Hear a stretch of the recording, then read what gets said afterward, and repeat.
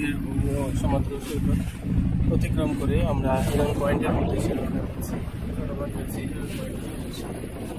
এবং এয়ারপোর্টে চলাচলের জন্য যে বাধা সৃষ্টিকারী বালক ড্রেসিং, সেই ড্রেসিং মেশিনের দ্বারা এটা সংস্কার করা হচ্ছে।